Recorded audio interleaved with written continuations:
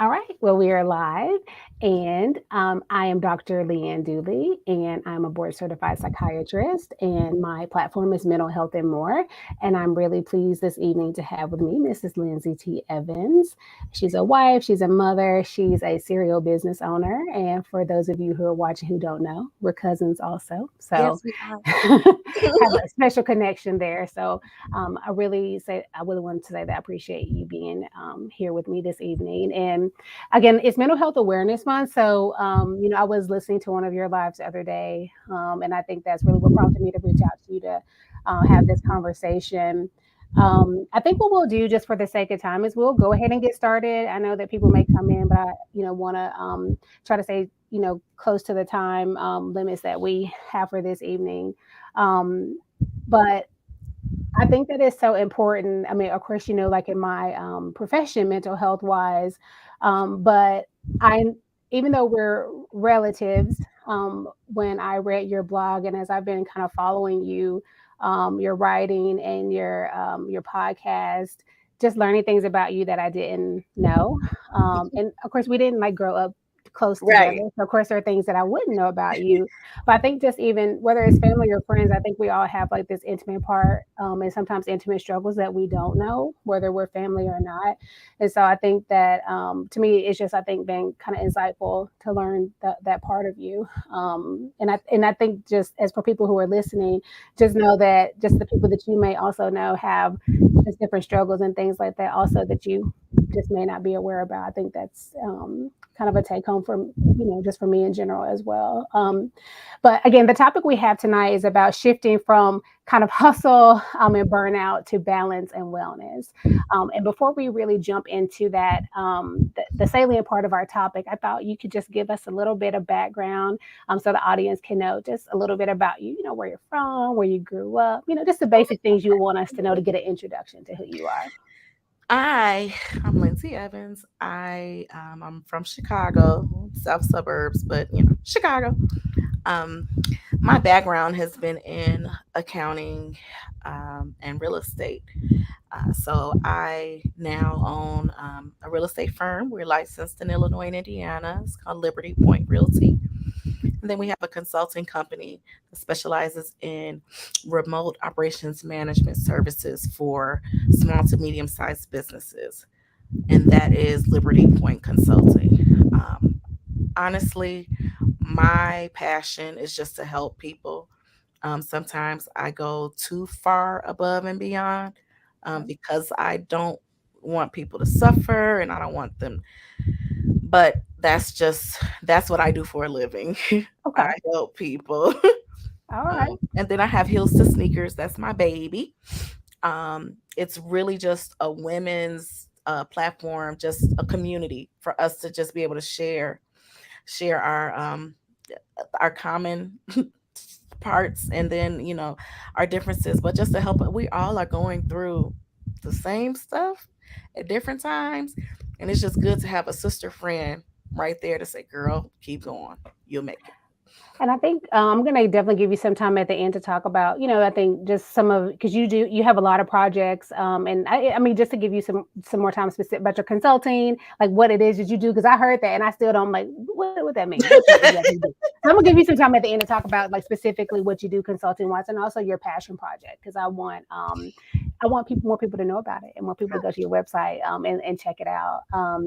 And so we kind of have a little bit of background, some basic about who you are and kind of what you do for work. And I guess I wanted to ask you because you do have like several businesses.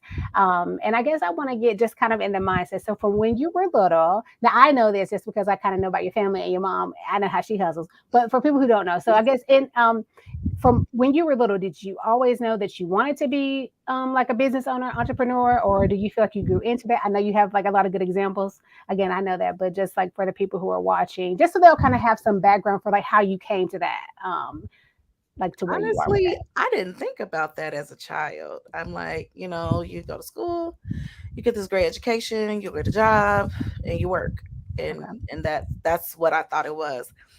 I started working with my mom at about 14. And then I've had other jobs at the same. I've never worked just one job. It's a thing. And once she ended up becoming an entrepreneur, it just kind of just pushed me in that lane. I wanted to originally go to school for dance, and my mom was like, "No, you need to go to school for something where you can get a job."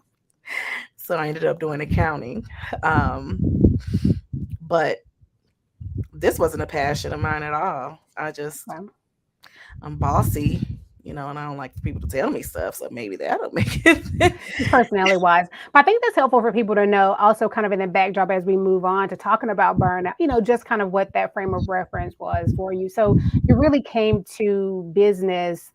I mean, really, because I think there's something to be said about, for some people, I think their job and their work it is their passion. But Absolutely. for some of us, our job and our work is kind of like it's work, it's a career, and then our passion may be something else. And I think that Yes. that's okay too. It's okay for your job just to be how you take care of your family, and then my passion to be something else. So I think it's Yes. okay for it to be either way. Agreed. And I think for people who don't know, I know that you that dance is like was a really big part of your life, and you dance in church, and so that's for Yeah. frame of reference. That was a really big part of your life. So, um, and I think for me, I think another for me an interesting point about you, and that kind of segues me into the next kind of part of your kind of life and journey to being like a wife and mother, is that I think there's a lot of like societal pressure for women, and I say this particularly, I think as a Black woman, to get your education, go as far as you can, get your career, and be pretty advanced in your career, like before you even start to think about having a personal life. And I know Yes. your story that you didn't do that. I can't remember how old you were when you got married, but I said younger. You were younger when you got married and started a family. I was And 25 the day 25. before my 26th birthday. Okay, I knew you were younger, and so I guess what was your, I guess, kind of thought about that? Because, and I feel like it's a little bit, I feel like a less common that you see like professional women getting married younger and actually starting their, families relatively young. You see it more common in like 30s and even getting closer to 40. So, did you plan it that way, or did it just so happen you met Brian and it just worked out, or what was your thought? Did you think about marrying young? I mean, for some people, 25 I guess I is, did. but for me, Yeah, it that's is. kind of old, 25. But you know, But he was 21, so we, yeah, the 5 year difference. Um, I always wanted a family. I always wanted to be a wife. I always wanted to be a mom because that's just what I was around. I was around wives and mothers. But growing up, um, my aunts and things, they're like, you need to get your education and you need to get your bag. You don't depend on a man for nothing. You always keep your own account. Like it was this, focus, focus, focus. And so you then got that message. You did get that message. I did. Okay. And it's like, okay, and then you could, get a husband or something. Something or something. Maybe, yeah, then. Right. Like that's not the priority. The priority is getting to where you can take care of yourself and you don't need a man. Exactly. But Right. that for me, that was never that wasn't me. That's not me. Okay. I love family. I love love, and I wasn't going I really for me, a career wasn't fulfilling. Okay. Um you don't have nobody to come home and share nothing with. Uh I but think being that is like a brave statement to make because that is so counter to, I feel like even just messaging, like especially like in TikTok world where I think there is so much content being made now. I know this wasn't on my list of questions, but about like child-free life and like child-free, like how happy people are about being child-free, which is fine. I mean, I think, hey, definitely hey, I know so many people like children who have parents who did not want children, and that Yep, is not a way to live. So by all means, if you do not want to have children, please do not have children, please okay? don't. Because they will be patients, please don't do that. But I think there's a big push to that. I think that's a pretty radical statement to say that like your career is not fulfilling. Because so many people say, well, when they say, oh, well, that degree won't keep you warm, but it keep these lights on, it'll buy these blankets. Like, so I think for someone to say that like my career is not fulfilling to me, man, I think that's a pretty bold statement because I think it's counter to like where society is going, as opposed to saying like, no, I feel like this relationship in my family is what is fulfilling me. That's what was important to me. Wow, You yeah, know? that's that, and really though, it's like when we get to the end of life, And again, I think for some people, maybe their career really would have been that. And I think that's okay. But I think for Absolutely. most of us, it will have been our relationships in our family. You know, it won't be that you worked at the hospital for 20 years, you Yeah, know. although remember she worked herself to death, like, and she was Yeah. always at work, you know. Right. Man, that's okay, that's deep. We could really have like a whole nother there's like so many elements here that we Yes, could that's probably have fine. another I'll come conversation. back. I love it. Yeah, we could come back to that. That really that's stuck with me. Okay. Okay, so let's keep moving forward. So in your blog, and I kind of really touched on some highlights because I actually do want people to go to your website and actually read your blog and kind of really get acquainted with you. So I'm going to just touch on like some highlights from the different things that you shared there. So people can be drawn to go and kind of catch up and on the other things that you've written. But one of the things you talked about is being diagnosed with depression and anxiety, but kind of looking back, from that diagnosis and realizing that you had postpartum depression after the birth of your first child.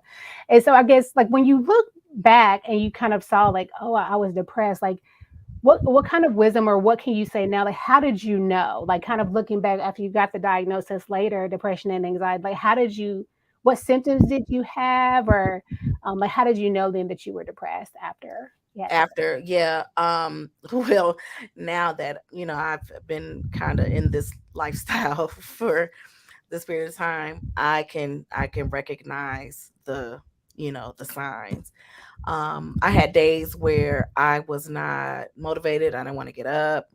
After I had my son, I remember my god sister came over and she was like, "Get up, we're getting out this bed, we're going into the living room." I was like, I don't want to. I had all the curtains closed, everything. She was like, "Nope, open it up." I didn't want any light. I just I didn't want to be bothered. Uh, and it's I think that's where it started, and it just kind of grew from there to become where I am today. and And what I know about you and kind of your support system, I feel like you have a pretty good support system. Mhm. And I know a lot of people don't, unfortunately, a lot of times we're living like not close to our families. People tend to live away from their support systems. But I guess like, do you feel like people did know? It sounds like maybe, your god sister who came over kind of sensed that something. She was like, we're not doing that. You are about to get up and we're about to open these windows. But I always wonder if like people who are around, do they do you feel like they did know, or if they didn't know, do you think there's something they could have done to like be like more helpful, or was it just like you didn't know, so you didn't even know what to ask for them to be helpful to you? Like, they didn't know, like, they weren't aware. We don't talk about it a lot or at all in our culture. And so that's not something that, you know, we're even looking out for. It's that, thing that's kind of just in the back of the mind. And as we're talking, I remember when I was a teenager, I had suicidal thoughts. Okay. Um, and I fake tried. It wasn't a real try, a fake try. Um, but that was dealing with, I guess I've just been an emotional being, for a while, just dealing with rejection, and abandonment. Now I know what that stuff was. Right. But just going through those emotions, I was able to see, like, oh, that's why, that's why. So back then, no, my family had no idea. They're just like, girl, get up. Okay. You're being lazy. Right, right. And again, I imagine just based on what I know about you, you're probably just, and I think that's one thing that people don't, in my history of treating people with depression, people who can be pretty significantly depressed can kind of like push through to Mhm. do certain things that they have to do. And then you'll see like they'll get home and they'll be like not able to do anything, like they'll be so exhausted, but like on the outside, people might think like you're functioning, and some people call that high functioning depression, but I don't, because really there's a part of life where they are totally not functioning. Like they maybe can go to work, but they can't do anything else. So, their house or even just their personal care, like they will be neglecting everything personally. There will be some aspect that they just cannot like get enough energy to do, and so That's me. I would say I imagine that could have been also people say, "Oh, well, you look like the kids look fine. She look like she's doing everything," not realizing like it's taking every fiber of my being To to like just show be up. here, right? To just Exactly. Exactly. Okay. And So it it's would have been so hard. funny. I'm like, man, you really are a doctor. You know what you're talking about because I was explaining to someone recently because they're like, well, just clean up your house, just meal prep. Just I'm like, on Fridays when I get home, it's like my body says, "Whew," like I don't have to show up anymore. I don't have to put it on. Not that I'm faking it, but um, you still have to show up in a certain manner when you're, outside, especially when you're the boss. I mean, Mhm. you can't just go hide in a corner. So that's real. That is when I tell you that's real talk. Mhm. And Like then every ounce of Saturday, energy. I'm like, yeah, no, I just want to lay down, and I just lay in the bed. Mhm. And I think too, like even like physically being there, and what I find sometimes too, particularly with women, I think because we tend to be like more socially engaged, you'll find people who will say, she don't do this like she used to, or she act funny now, and it's like you don't even realize like I can't even talk, like I can't open my mouth after I get home because I don't have any emotional energy, especially like you have young kids, and so of course they're going to need a certain amount of emotional energy, and so they need to be comforted, and you got a husband still, and at least adults have a little bit more understanding, but kids, the world revolves around them. They have no concept that mama can't attend to my needs right now, and so I'm sorry, Especially sis. for It's like I cannot call you back. Like you don't understand. Like I have had to talk to people at work, or and like in your line, especially in real estate, you do have to be kind of engaging. And I mean, yeah, I hear that all the time. all So the time. right, Like, right, right. but when we get home, baby, get out So of your if bra. you're listening, not Just just in Lindsay's circle, if you're not hearing from somebody or you feel like they're acting funny, I mean, rethink that. Like maybe why aren't you hearing from somebody? It really may not be that they're acting funny. It really yes, may it be they has don't. nothing to do with you. Yeah, they don't have it. Like the tap is empty. It's empty. They need to fill it back up. They need rest. And they don't have time even just to chit chat or kiki up with you. Like that's exhausting. So It's too much. please You see, we receive got a that. question Oh, we got a question. from Oh, Gabriella. Gabby.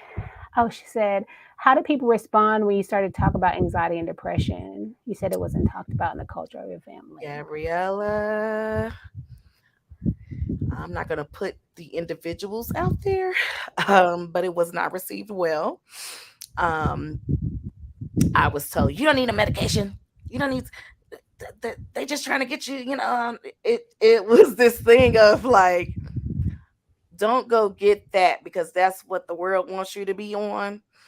There are natural things you can do. You just pray. Just you got your family. I'm like, y'all are the ones that got me here. That actually is going to ease me into like two of the other questions that I had. And let me just ease into that because that you actually are hitting on 2 points. So one of the points was about, and I know that you are a woman of faith, and so and again, I think I'm speaking because I'm living in the Black experience, and I'm living in the South particularly, and I know that faith is such a big part, just of culturally, but in other cultures too. Um, but sometimes particularly Christianity can just be overtly negative to mental health care and treatment, and I do think that some of that's changing, like Yes. particularly counseling. I feel like counseling, particularly since the pandemic, is much more accepted, especially if it's Mhm. Christian counseling. Some churches even have counseling programs, so and pastors have done counseling. Some pastors actually have training, so to do counseling, but or they employ, or they really do have volunteers and they employ counselors. So I feel like that's more accepted, but particularly around medication. And as a psychiatrist, I see there's so much stigma around medication. So I'm going to start with that first part. So do you feel like from like faith perspective, you either got negativity or like lack of support around like getting mental health treatment? Do you feel like you experienced that? I'm gonna be honest with you. By the time I got diagnosed, it was so bad that I didn't know what other people thought or said, or like it didn't even matter. I needed help, Okay. and I just knew that I was gonna die if I kept going that way. And so, you know, respectfully, I don't care what you think about me taking medication. Uh, what helped me though, my doctor, because when people talk about depression and anxiety, they're like, "Oh, they crazy." That, whew, that irks my soul. Hmm. My doctor said, there's nothing wrong with you. You have a chemical imbalance in your brain. And so the medicine just balances the chemicals. I said, shut up. So I'm not crazy? Because they make it seem like you are this being, that just, ooh wee. So that did help me. But honestly, I don't know what people were saying. My husband was so supportive. I will say that. Okay. And that was probably very helpful. And then I started going to therapy, and that was life changing. Because when I was a medical student, I helped another psychiatrist on a research project, and what I did was I actually watched like all these sermons of like Joyce Meyer and I wish I could think of his name now. It was mainly people kind of in that same vein, like preaching style or like tradition. And basically, I listened to sermons, and then I would listen to whenever they would bring up like any verses about like anxiety or depression or worry or anything that could be related to mental health. And then I would kind of look around either the Bible verses or the words that they used around those statements. And then we had a way of coding where there was like positive or negative and things of that nature. And then to me, it was very eye opening, like how often when they talked about that, particularly I would feel around like worry, there is a lot of ways that like worrying about something, and again, I'm talking about from a Christian tradition, would be like weaponized. Like, well, if you're worrying, you're not trusting then that like God's going to work this out for you. And that's a lot of negative messaging, because if you have an anxiety disorder, you can really not want to be worrying about it. That you don't necessarily, you don't want to be thinking about it. It's like your brain is in overdrive, and that's part of In what the condition is. overdrive. That's the problem. So it's not a lack of faith. It's like I wish I could lay down and go to sleep, and my brain would be Okay, and my quiet. thoughts aren't racing. Okay, I Oh, don't want this Carrie. happening. Um, and you can imagine like if your pastor is saying, well, you can't rest because you don't have faith that God's going to work out this problem. That can be really hard to contend with. And so Yes. I find that when people then would come to me, I could see how they would have trouble then trusting me to say, this is going to solve your problem. Take this pill, because then they're saying, well, then I'm trusting, The medicine. right. I'm not trusting God, and so I, I use some of those same explanations. I say, could God have sent other people to intercede on your behalf? Did God send this knowledge here? I actually, in one case, actually got a release of information for a person's pastor. This person was so ill. I said, can I talk to your pastor? Can I talk to? I did, and I did. You did? I did. And I said, this person has given me permission. This is what's happening. This is the help they need. Will you partner with me so this person can give the help they need? And he did. We got a three-way call. We talked, and he Ooh, talked to this person and said, basically it's okay. it's It's okay. okay for you to get this help that you need. And I think it was very eye-opening for him. Like, I don't think people know, particularly people who are in that position, realize how people are taking what you're saying. And if you're not in your right mind, and I don't think people realize how much of a privilege it is to be in your right mind. Because when you're depressed or anxious, sometimes these thoughts can take you out of like reality. You can be kind of right on the borderline of not understanding what's real and what's not. And if you're right there, Girl. your pastor might say something. You might, you, you might not be right here in reality. And so these pastors don't understand. You're saying something. You in a spiritual realm, and these people are taking that literally.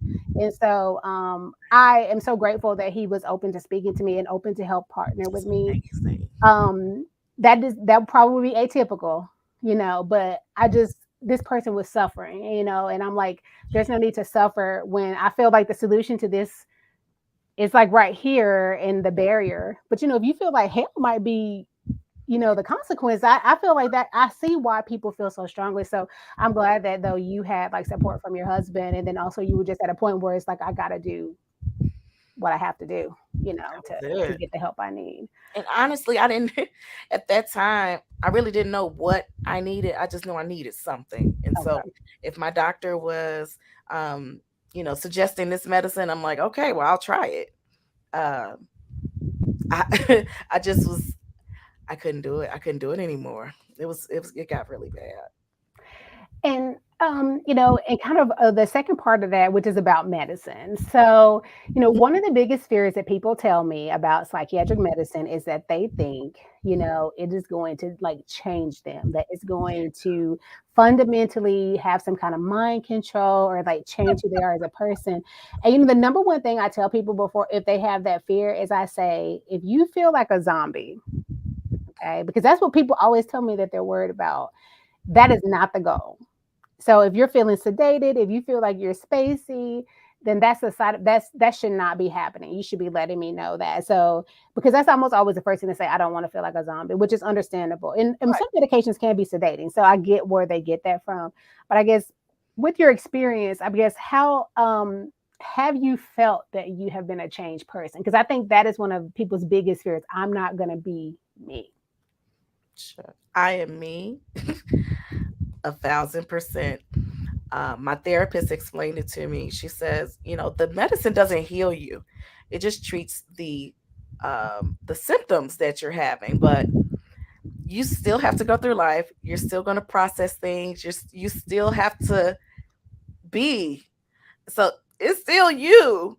It's just the medicine helps to calm the racing thoughts, stop your heart from beating so fast, give you a little pep in your step, so you're like, okay, I'll get out the bed today.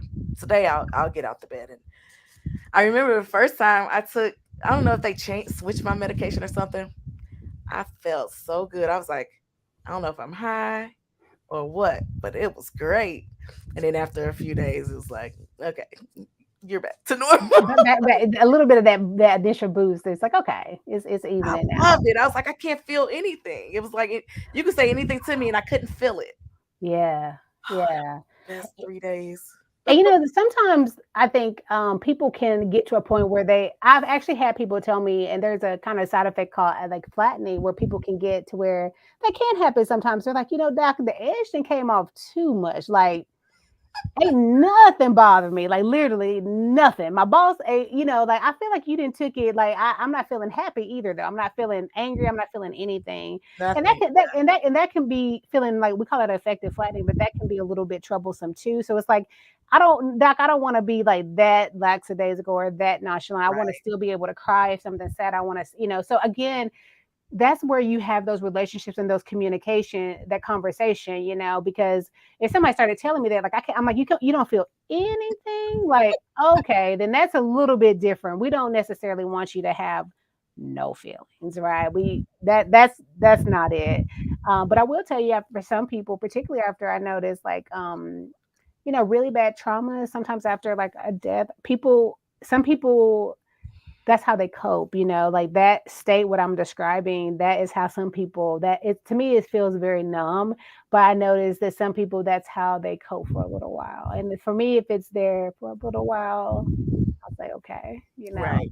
because I know sometimes there are just some of the things that are so psychologically painful that feeling a little numb, not forever, but it's, I think, okay. Because there's worse ways that people do that. People numb their emotions with other Right. things that are not as healthy. So, I say Just let's to get yourself over the hump. that initial part. I'm like, okay, and we'll talk about it in, a couple months and let's see how you're doing. So, it sounds like you have a therapist who's pretty, I guess, open minded to medication. Also, sounds like pretty knowledgeable. Hmm. And for me, I think the medicine and therapy, they almost, with very few exceptions, they almost always need to go together because, particularly, I think like when it comes to anxiety, some of anxiety, right, is physiological, right? It's adrenaline pumping. It's your heart rate For going no up. reason. You sitting there Boom. and it's going Boom. crazy. Panic, right? Which is why it's so troubling because you're like, what's bothering me? Ooh, but guess what? When you have panic, it's nothing, right? It's just happening. Hey, It's nothing. What's so upsetting? Why am I sweating? Nothing. Which nothing. which is why it drives people to like not want to go anyplace because you don't know when it's gonna happen. You could be at home, you could be anywhere, you could be in the store.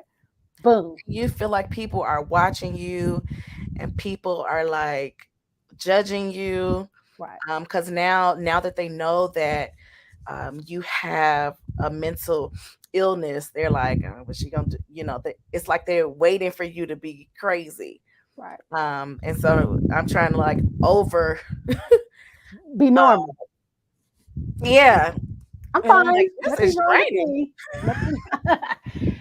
But I think, but to me, like particularly like so many mental health conditions, and I think anxiety is a really great example. We know that up here though, there are so many thoughts or cognitions that drive anxiety. Are people looking at me? What do people think? That can really start that to get that You it just anxiety. starts you all over again. Yes, and so that's where that therapy can be so helpful. I think a lot of times people think about processing, trauma and things like that, but I mean anxiety, that plus medicine to me like is almost always necessary, because if we don't start to understand those thoughts and how that drives it, how I explain to people is they're like, well, how the therapy gonna help me?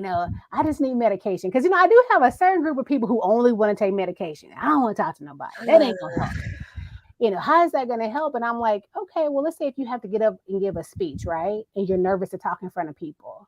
What makes you nervous, right? When you get up there, it's thoughts, right? Oh, when you sit in front of a crowd, those thoughts get your body physically going, right? And then you get butterflies, you start sweat. So thoughts can drive a physical reaction. And a lot of people can kind of relate to that Yeah. example. So then they'll be like, oh, okay.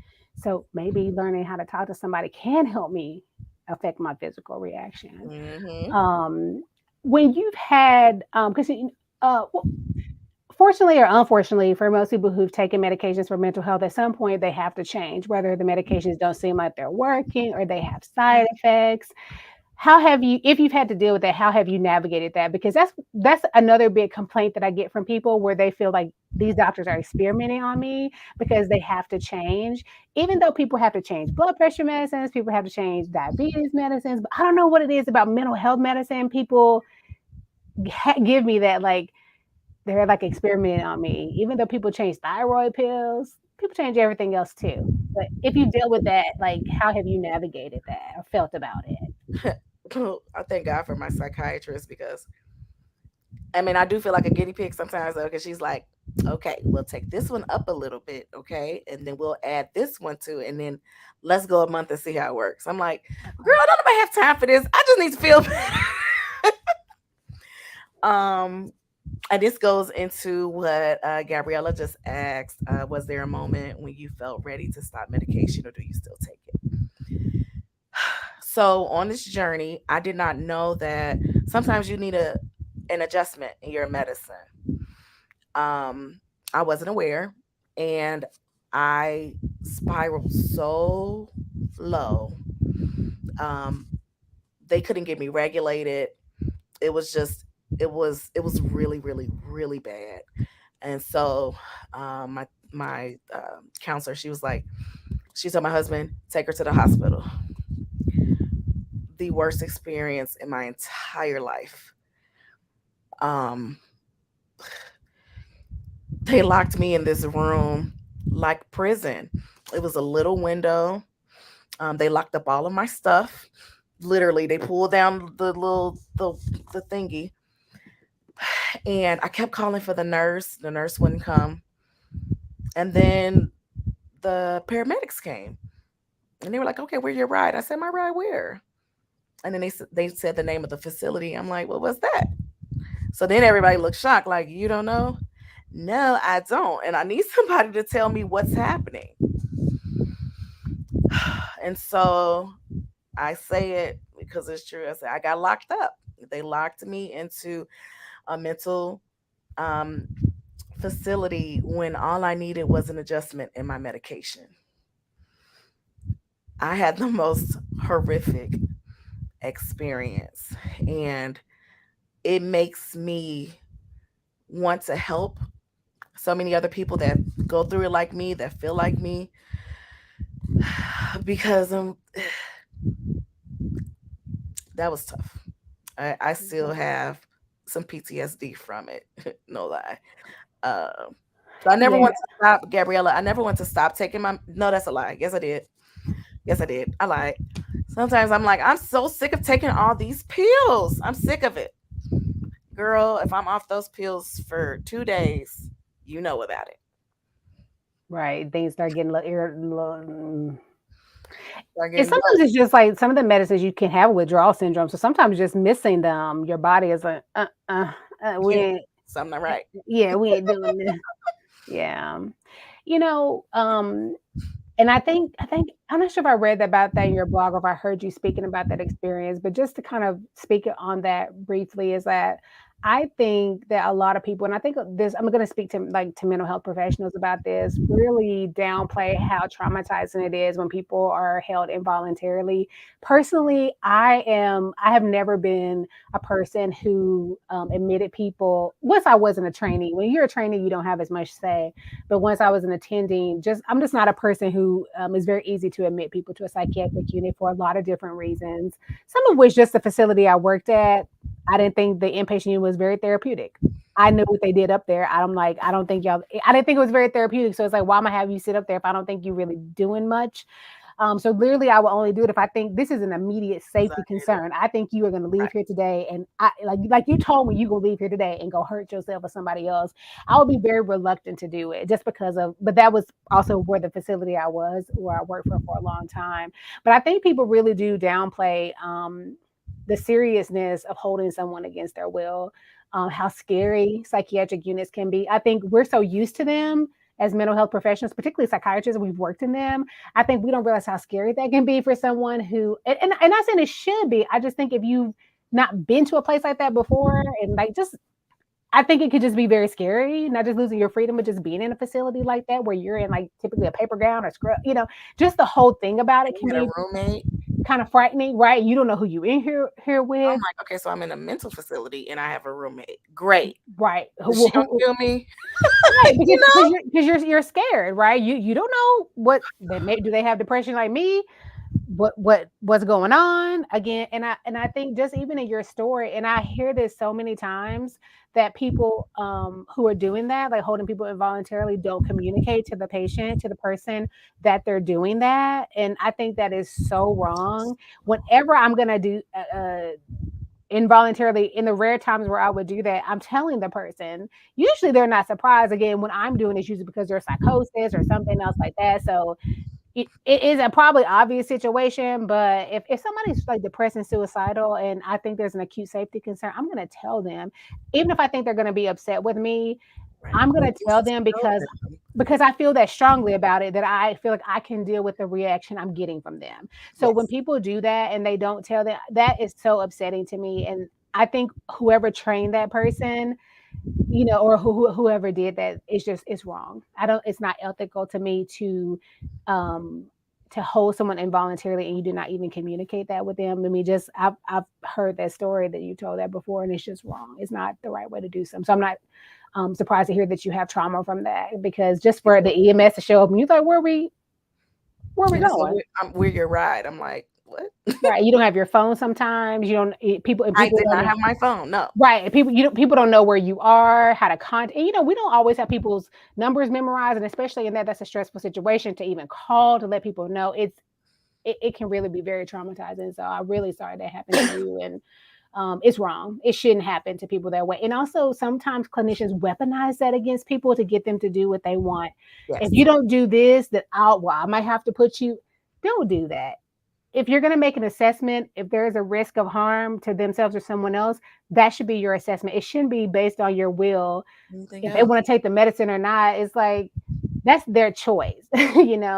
My responsibility to this person or to society, if they say they're going to harm someone else, that's an assessment. If people can decide against taking medicine, or Yeah. I mean, that's their choice. Even if they can be pretty sick, as long as I don't think they're going to be an imminent threat to themselves or someone Right. else. People make bad choices all the time in society, but it's like if you have a mental health, that's the stigma, right? If you Oh have a yeah, mental no, health, we're on a whole nother level. right? But if you have mental health diagnosis, now we got to do that. So that is just so wrong. They revoked my FOI card, and I was like, I just don't understand. Yeah, But yeah, she basically told me, you can sign it or not. You're gonna be here. yeah. See, I'm just that is very upsetting to me when people do that, unless there really is. And I'm gonna tell you something. I've treated people who I'm telling you, they live their whole life hearing voices, Mm-hmm. having all kind of thoughts, and that's just how they live. Even if they take their medicine, some people that is their baseline. They don't need to be in Yeah. the hospital. That's not. I don't put them in the hospital. If I did, do you know how many people would be in the hospital? The stuff that I saw, I'm just I journaled while I was there. I Yeah. couldn't use like a pen or a pencil, so I had to journal with a freaking marker. So you see my journal is all colorful from when I was in the facility. Um, but I'm glad I did. So on the first anniversary, um, I went back and I read it, and I got so emotional because it took me right back to how I was feeling that day. I'm coming up on my second anniversary, so it hasn't been long since they. That's very scary. But let me tell you, just as a mom and a wife, my family, they didn't know where I was. They didn't know. So I got there at night and I'm like, "Can I call my husband?" She tells me, "Phone time is over, ma'am." So now I'm bawling. "Please let me call my husband." She was like, "Okay, let her have the phone." Like it was just, so I called him. I'm just crying. I'm like, I don't know what's happening. I don't know where I am. All these people are saying I can't leave. Now I run businesses. I train people. I manage people, and you're telling me the door is right there and I can't open it up. Hmm. It was really, And then your family, I mean, they're they kind keep of on. listening to you, but then they're like you got locked up, so they don't know. Did you have a? They're on the other side of it. You're saying what they're like. What did you tell them that they put you in there? You know what I mean? They don't know, and Oh, then I they're know what scared. not to say. I told my therapist, I said, "I'll never say that again." She was like, "Well," I said, "I don't care. I'll never say it again. I'll never say Right. it again." Because it people don't have trust, and that's why for me, and I would try to have with my patients, I would say, look, I want us to have a relationship where I'm gonna be honest with you. If you're telling me something that I think is live to a part of safety, we're gonna have a conversation about it. And again, rarely have I ever had to, since I've been attending, had to involuntarily hospitalize someone, particularly around depression. I mean, almost all the time we can come to an understanding and say this is Yeah. what we need to do, or do we need to talk to the family, do we need to take guns out the home? Like those are the conversations we need to be having. Again, in my experience, it is so rare for me to involuntarily hospitalize someone unless it really is around, you know, typically in my case, it's been danger to others or psychosis. Usually that's been my case. Depression would be so unusual for, in my case. But, and I know people see different populations and there can be different circumstances, but at a minimum, you should be telling the person at a minimum, not just letting It's like EMS I was show a up. minor. I feel like I had no rights. Well, I didn't. I couldn't like say I was Right, a. and this we can maybe even revisit this because I do want us to have some time to talk about, just how you're taking care of yourself and how you're working on balance. But maybe we should have another stream to revisit some about just this We should. hospitalization because that I could, yeah, I'm beating that. We're gonna table that because we could come back to that too.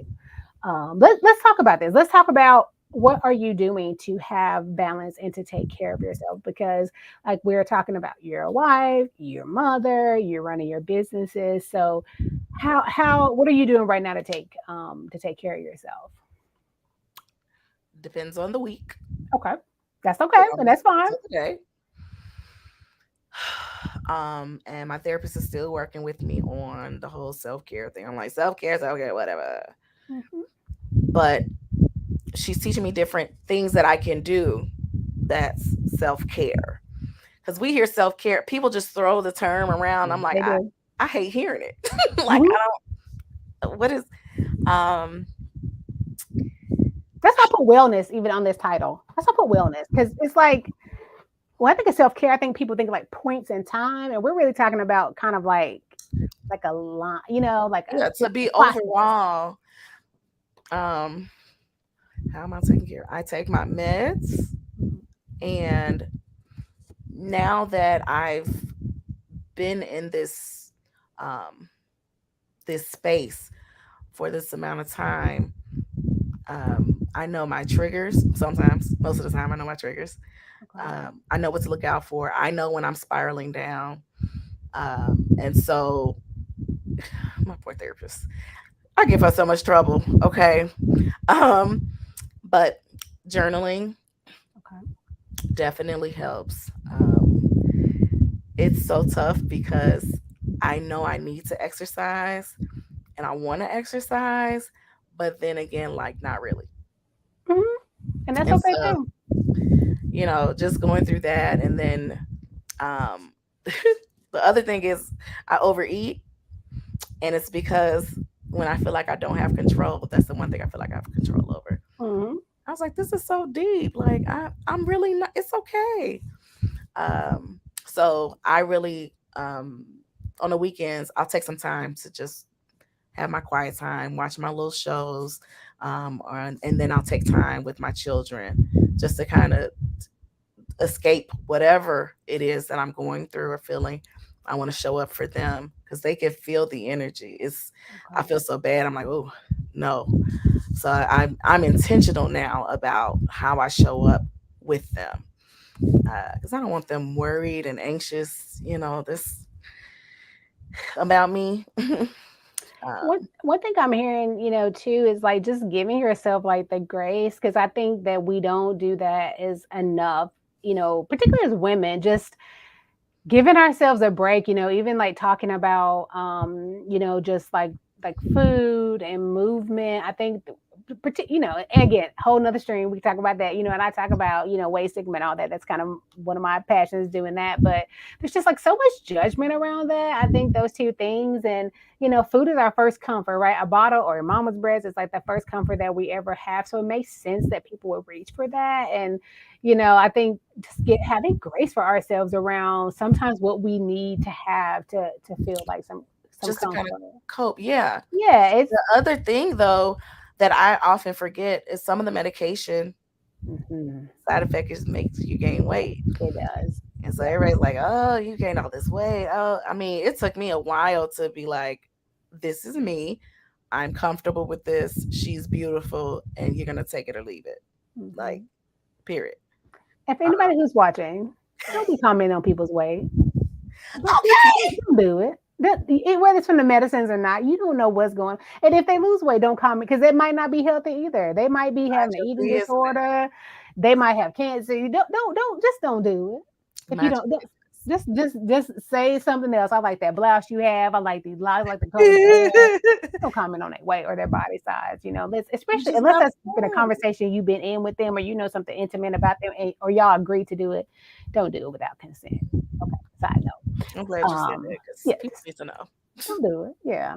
I'm glad you brought that up about the medicines, though. I think that's, unfortunately, that is often a side effect of a lot of mental health medicines, is that, of weight gain. And, Crazy. sometimes just having that conversation, it's like for me, I would have that combo, when we start seeing the weight gain, it's like, trying to have like a balance, for some people, depending on what medical conditions they have. We might have to get to a point where if we see a certain amount of weight gain, we might have to change because now it's affecting other conditions. Some people, depending on where they are, we might can have a little bit more, we might can work with it. Do we need to get a dietitian? Do we need to have something more intensive, or do we just need to stop it? Because sometimes for some medicines, stopping it will correct a metabolic issue and it will just go away.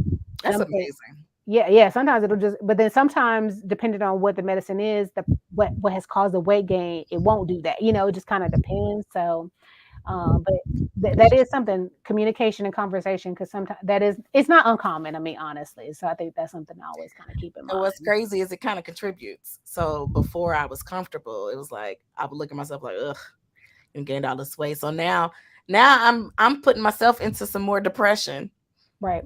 That's why I don't ignore it. And I know that some psychiatrists, I think, are like, well, would you rather be depressed or would you rather have these 50 pounds? I'm like, well, I'd rather not have either. Like, why do I have to choose? I don't want to be depressed or have 50 pounds. It's possible. It's not. We can. I think.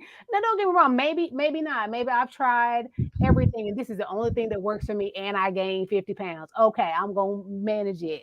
But I think I can at least have a conversation with you. Is there anything else I can be on that I can't be depressed and I can. And I couldn't. I don't have Right. to be So gaining I weight. don't think we should just, as a provider, I don't think we should dismiss the concern just saying like, oh, it's vain. It's like, no. I mean, for some people, maybe I have knee pain. I mean, like it can affect, maybe I just don't want to buy new clothes. Like sometimes it's just Right. my quality of life. So I think it's worth the conversation. It's not the end all be all. For some people are like, I'm fine, doc. I'm whatever. Some people are like, doctor, I've gained 25 pounds. Now my A1C has gone up. What can you do? For different reasons, whatever the reason. I just don't like dismissing people's concerns. Like, Yeah. would you rather be, because people have told me, so if somebody said, doctor, I changed because he said, would I rather be depressed or gain 50 pounds? I'm like, yeah, no, we ain't gonna just dismiss that. We're gonna talk. Yeah. Maybe try at least one other thing before we just say you gotta have both of those. People really don't know what they're saying and the effect that their words have. They have no idea. Yeah, that's And very dismissive. but Depressing. then that's something that'll just play over and over and over and over. Right. This person changed their whole provider. Like literally the person said, I changed because I went to my doctor with this concern, and then that's what they And that told was me. the They're response. like that was a break in the relationship because they're like, this means a lot to me. You may not think much about 50 pounds. That means something to me. Yeah, So I want you at least to take me seriously. Like that was the whole reason they even changed. So yeah, you can't just be saying, even if you think that, you don't have to say everything you don't think. say providers. If you think that, don't say it. Yeah. Um, Mm, mm, mm. well, one, and I'm going to just say, well, I know one thing that I've been on kind of at working for like more balance and wellness that I've been trying to have as a more consistent practice, and that is saying yes to offers of help. That's one thing I've been on here lately is because sometimes my husband will ask me something, oh, you need me to go pick this up, or I don't know why, I just would be like, oh no, I can do it. And I went this whole week, every time I say, every time he asks me, I'm gonna say yes. And then the funny thing is, there'll be some times where he's so used to me saying it, he asks, and I really think he's gonna have to do it. And I'll be, oh no, okay. Oh, you want me to go get that? You said no, you really want it. Oh, he like surprised. He's like, oh, you put my shoes on? Okay. I'm gonna go pick her up. Uh-huh. You can. Oh, you wanna wash your dishes? Uh-huh. And it's funny because some of them requests kind of start decreasing. I noticed. Um, Okay. Yeah, like unless he like really, really wants to do it now, which he's like super helpful. But I say that to say, I think there's always like so many small things we can do. Do you find that you have trouble like accepting offers of help too? I don't know why I What? just get so Yes, used to it. absolutely. Okay. Okay, okay, real quick. Okay. Okay. So when me and my husband got married, I was the person cooking. Okay. It's not like he couldn't. He just I never let him. Right. And so he made dinner for us one time early on in our marriage. Oh my God. It took like a couple hours. I was like, okay, so we're not gonna do this again because it's Okay. just chicken. And why did it take so long? So fast forward, now I'm working. I have all these businesses. I'm moving around. I got to show clients. Then we got to pick up the kids. We got to do this, that, that. And I'm like, I'm so tired. And my therapist said, why don't you allow your husband to cook? I'm like, what? Let him cook. Leanne, I don't cook at all anymore. I don't Okay. go in the kitchen. Okay. People are like, we didn't know you cook. I don't cook. My husband cooks. Because I'm like, whatever you make, honey, that's great. And I will eat whatever that As is, long as I don't have to do it. long as I don't have to do it. Hmm. It took a very long time for me to give that up. Okay. But when I did, I was like, I should have done this years ago. And it's like, and he can do it. And it's like, but he might, and he's maybe, I don't know. I He never actually, wanted to. oh, That's the right. thing. See, that's cool. Right. Let him be in the kitchen. And some men are just good at cooking too, or. At our house, like my husband is great in the grocery store. Like when I go, I get distracted. I get Don't we all all? boiled out. He gets that list. He goes to the same store. He Yes. know where everything. Like he go to a certain Publix. He go to a certain Kroger. Boom, in out. Ain't getting distracted. Ain't getting extra stuff. So pretty much like he will go to the grocery store. Like he's better in the store. Like it makes more sense. We save money because I'll be like You can't be getting trusted. extra stuff. He's like, what is the hoisin sauce? Are we making something? Why we have hoisin sauce? Like I don't know. I thought maybe we get hoisin sauce. Some odd stuff. Oh my Why goodness. do we she was like, why do we have this? So that and so it's like, oh, okay, well that's really his thing. Unless I'm going to get something specifically that I know I just want, really it's better for him to go to the store. And he doesn't mind doing it. He has a plan, he has a way he does it, and he's better at it. So you're right. It's like okay, he should be doing it. The grocery store is his thing now. He's really actually better cleaning up the kitchen. He don't mind washing dishes. I hate washing dishes. Like He hates for the kitchen to be dirty. So So that's perfect. yeah, he cannot sleep. He cannot rest if there's any dirty dishes in there. So I Oh be loading the man, she dishwasher. gotta come live with me. Yeah, that's and so he does that, and he does a good, and like it's working. Like you said, hey, it's working.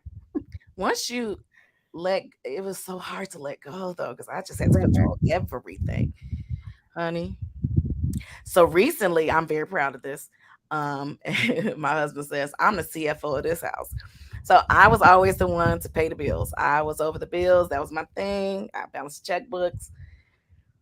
But now I got to the point where I'm like, okay, I'm having to deal with figuring it out at work. I don't want to have to figure it out here too. So Hmm. he took over the books. Man, the anxiety that Hmm. I was like, they gonna come get my car. I swear. I don't know. I don't know. Did he remember to pay the car note? Like it was just, and he's doing excellent. And I'm Okay. like, girl, you should have done this a long time ago. Oh my goodness. Yeah, isn't it? Okay, so I think we can, so then we relate on that. So I think part of, I think, moving to wellness is like taking some things off of our plate, and like Just and being okay. And I think when you have a good partner, and we both have very good partners who are exactly. trustworthy and all that, like Mhm. like giving some things to them, like, okay, they can do. I don't have to be in control of everything. And again, I think that's some of that way that we're just like socialized. Like I have to be, and I'm the only one who can do it. And it's like, no, when you have a trustworthy partner, that's part of it. Like that's why you're in a partnership. Like, no, like Exactly. release some of it and release some of that That's a control. hard, that's tough though, that's really tough. Oh, I'm me and you can definitely relate on that because I'm like, but it's like it's so freeing and it's nice just not have to worry about something. So I'm on it, and it's so funny because every so often I'll go on these little weeks where I like every time he asks me, I'm gonna say yeah, just as like a exercise, and and I'm considering that as a part of my wellness journey, and it's amazing. Like I realized too how many offers of help he actually makes to me, and I'm like, why You am I just kept turning these declining down? them. I mean, because that's something for me for introspection. Like why am I doing that? Like I should be asking myself, like, he is offering to help. Why am I, why he wouldn't be asking if he didn't want to help me? So I It's even with so I'm big about keeping my own children. I it's just a thing for me. Because I know a lot of grandparents raise their grandchildren, and that's not me. And I never wanted to be associated with that type of lifestyle because I feel like I'm a responsible, able-bodied parent. But my bonus parents are like, "Hey, drop the kids off. We'll take them for a couple hours." And I'm like, "No, no, no, it's fine. No." Now I'm like, what time you want them? hey, and it's like they want to. They want to. They So want to why spend am I time with blocking that?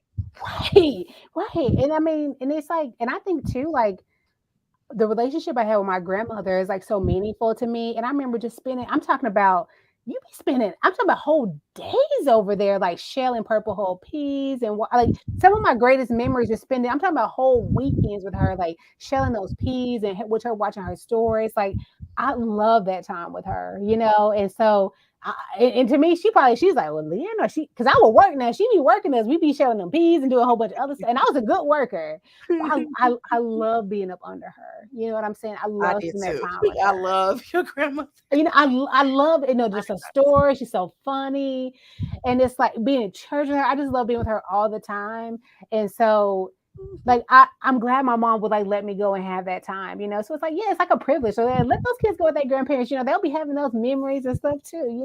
Yeah, let them Uh, go. I got over myself. It's good. Yeah, get some quiet time in the house. Yes.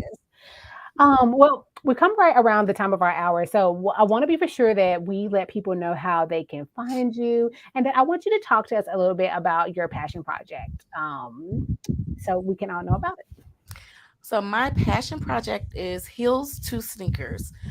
We came up with that name because um, women like me, we show up to our meetings in our heels. We have to do the presentations. We have to win over the client. And then once we went over the client, now we have to lace up our sneakers so that we can get to work for them. And that is why it was me. Heels to Sneakers. What it has evolved into is just a community of, oh, you go through that too? Oh, you just gives you permission to be that imperfectly perfect woman. And just just going through life and noticing, especially our I have a podcast. It's called I Swear I'm an Introvert. We'll talk about that next time. But Mhm. the women that I interview, it's like they're these successful women. They have all these things, and we go through the same stuff. Mhm. And they've overcome things that I'm looking to overcome. So that's my baby. You Okay. guys should heels2sneakers.net. That's the Okay. number 2. And my social media is at heels2sneakers on like everything. Um, And then Lin- where can we find your podcast? Like what platforms are you on? I'm actually on everything. Okay. You're not. Um, it's called, but you can go to Heels to Sneakers too Okay. to get the link, because we do video and the audio. But I swear I'm an introvert. I love that podcast. All right. Well, I just want to thank you again so much, Lindsay, for being here with us. And I think just being so vulnerable and so being so open, just kind of sharing your story, your experiences. Because, like you said, I think as women, there are so many common struggles that we share. But I think, particularly as it relates to mental health, there is so much stigma in general, particularly, and then if we kind of go down, in African American culture, I think as among like professional women, as we continue to go down kind of all these steps, there's just like more and more stigma. And you speaking out, I think just like puts a face on it and lets people know like we can have these issues.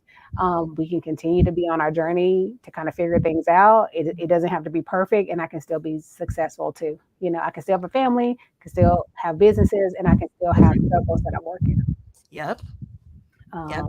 So we're kind of living that human experience, and so thank you for being willing to put a face on it. So y'all heard all of her platforms. You know where to find her, and we're going to end for now. Thank you again for being with me Thank this evening. you. All right, Bye. bye.